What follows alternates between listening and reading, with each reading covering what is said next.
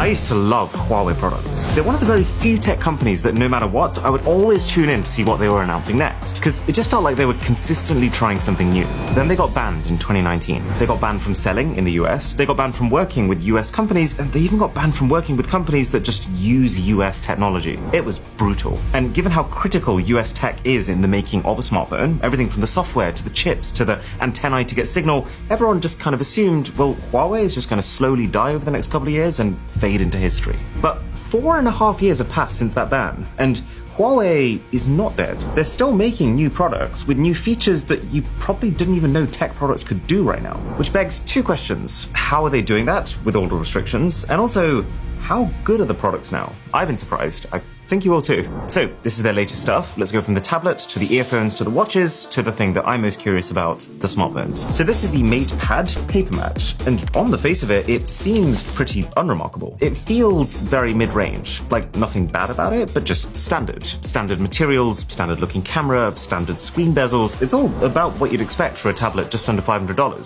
So it doesn't feel as good as Samsung or Apple's top-end tablets. The screen is this matte IPS panel. It's not OLED, and so you might be able to tell that while it can reach a high level of brightness, it just looks a tiny bit faint. It lacks that crunchy contrast, and also has a school computer from your IT suite kind of vibe to it. And also, it's running a mid-range Snapdragon 7 Gen 1 chip, so it's not the fastest. Like, if you check out the delay between my finger hitting this capture button and the tablet actually capturing, that's pretty criminal.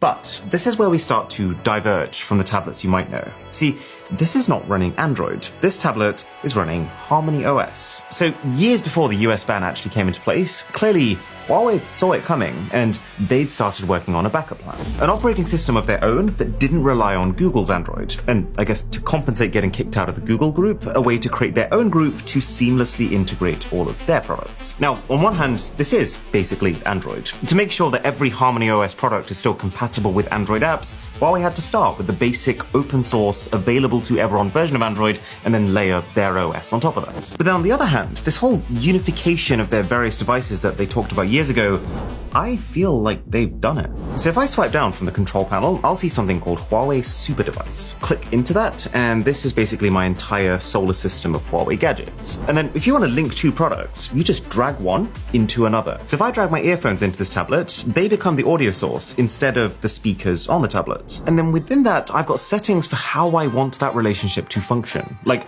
what kind of sound output I want my tablet to give to these earphones. But the coolest thing is what happens when you also throw a phone into the mix. So I'm getting to the phones themselves later, but just for the purpose of showing this feature, if I link my phone and my tablet together using Huawei Super Device, this is what happens.